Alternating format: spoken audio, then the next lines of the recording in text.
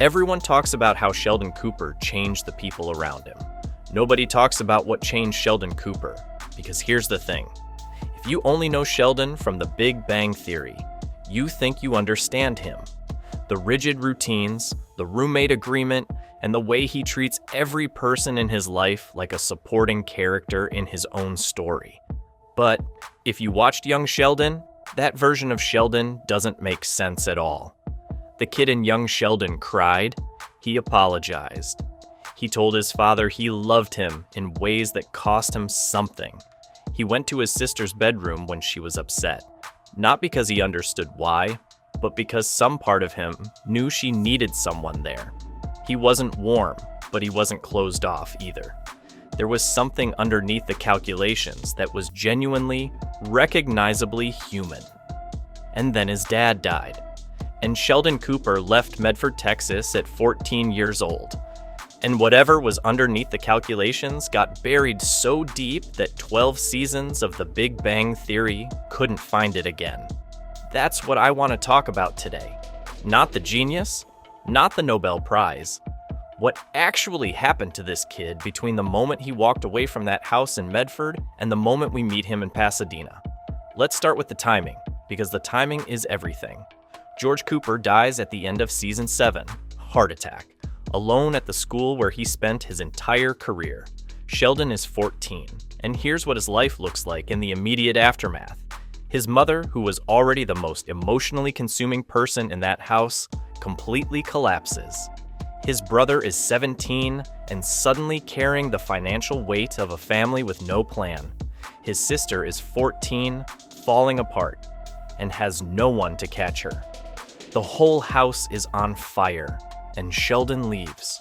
Not because he doesn't care, because the path out was already partially built. He'd already been to Germany on a fellowship while George was still alive. Caltech was next. The scholarship was there, the acceptance was there, and the family had already decided that Sheldon's future didn't stop for anything. Not even this. And Sheldon walked the path, because what else was he going to do? That was what all of it had been building toward. But here's what nobody ever says out loud. He left at 14 without processing a single thing. His father was here, and then he was gone, and then Sheldon was on a plane to California. No therapy, no reckoning. No time to sit in that bedroom in Medford and actually grieve. Just forward, always forward. Because stopping meant feeling it. And Sheldon's entire operating system was not built for that.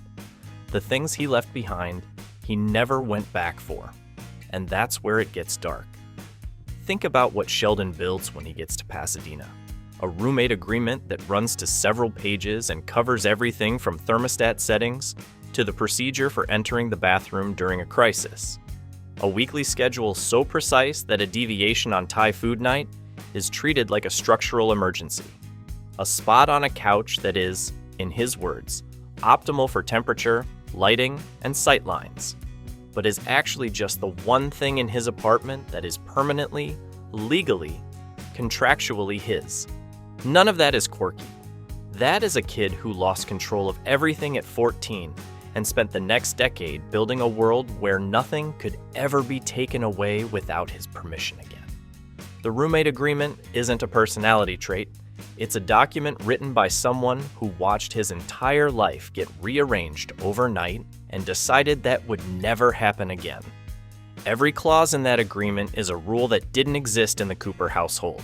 In Medford, things just happened to you.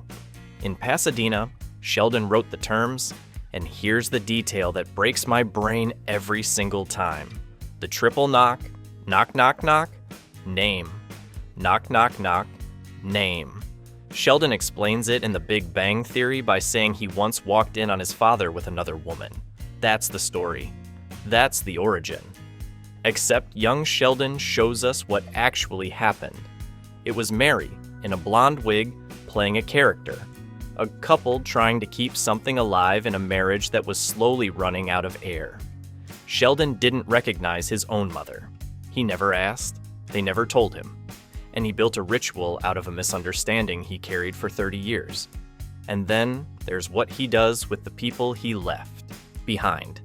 By the time we meet him in The Big Bang Theory, Sheldon refers to his brother as someone of limited intellectual capability. He recites stories about Georgie peeing in his shampoo bottle like they're established facts. He mentions his mother's religiosity like it's a punchline.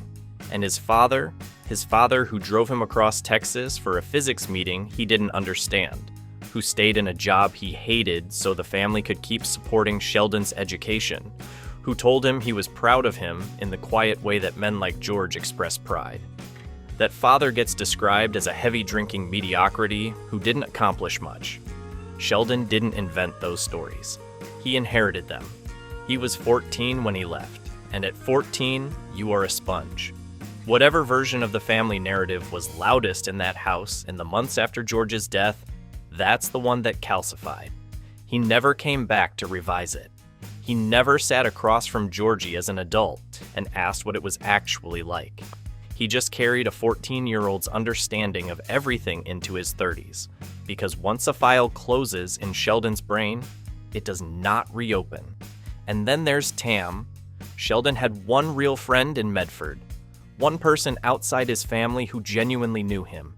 And when Sheldon moved to California, Tam didn't come. He stayed in Texas. He stayed for a girl, which Sheldon later describes as a betrayal so total that he simply deleted Tam from his life and never mentioned him to anyone in Pasadena. Howard finds out in season 12 that this person exists. 12 seasons. Sheldon had a best friend who he buried so completely that his closest friends had never heard the name. That is not indifference. That is someone who learned at 14 that attachment is dangerous and built an entire life around managing that lesson. Here's where it lands, and I want you to sit with this. The Nobel Prize speech. Season 12. Sheldon wins and gives an acceptance speech that is, depending on how you watch it, either the most heartwarming moment in the show or one of the loneliest. He thanks Amy. He thanks his friends. He acknowledges that he has been, in his own words, difficult, and that the people around him deserved better. And it is genuinely moving. It is Sheldon Cooper saying, out loud, in front of the whole world, that other people matter. But when his family reaches out, they do it by text. Congratulatory texts that Sheldon reads aloud from the podium, mid-speech, like items on a checklist. The people who built the foundation he's standing on got 30 seconds of airtime, sandwiched between the part where he thanks his friends and the part where he wraps up. They respond warmly. They always do. Because the Cooper family has spent decades accepting whatever scraps Sheldon leaves on the table and calling it enough. That moment should be funny. The writers probably intended it as funny, a classic Sheldon obliviousness gag that gets a warm laugh and sends everyone home satisfied. But if you've spent any real time with these characters, it isn't funny. It's the whole story compressed into 30 seconds. A boy from Medford, Texas, who loved his family more than he knew how to say, left at 14 and spent 20 years becoming the most accomplished person in the room.